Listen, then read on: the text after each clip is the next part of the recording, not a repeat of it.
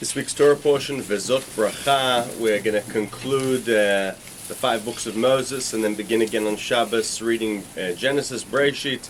I'd like to bring the holy words of the Or HaChaim. The Or HaChaim on the verse Vezot bracha, and this is the blessing, asks why does it say Vezot and why is it habrakha, right, as in the blessing.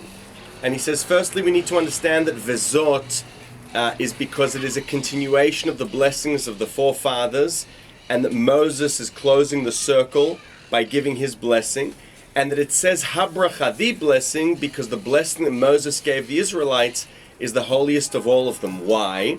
Because it was on the day of his deathbed, because it was Moses, because it was to the Israelites, who were 600,000, and only then you have the Shekhinah, that is the dwelling amongst us in its maximum, and because he was of course an Ish Elohim.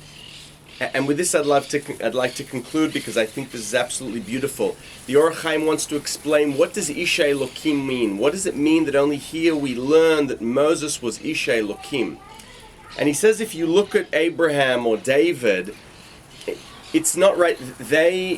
Anyone that perfects themselves, it is not because they had a certain trait. This is fascinating.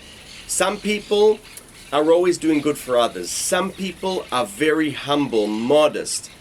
But he says, no. The best person you can be derives only from one thing, and this is what made Moshe, Ish Elohim, the man of God, that he was God-fearing. Yareh Elohim. It is through being God-fearing that we become the best that we can be. Moses was only the most humble person because first and foremost, he was the most God-fearing.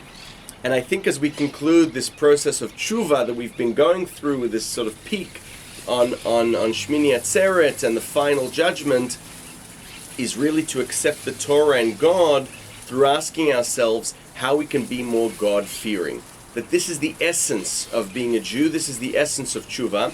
And for this, the Piasetzner Rav, he gives us a tip. He says, you can put yourself in a room or even sit in front of a wall and imagine that you are sitting in front of God's kiseh kavod, God's holy chair, and have a conversation with God in your own words, daven to God.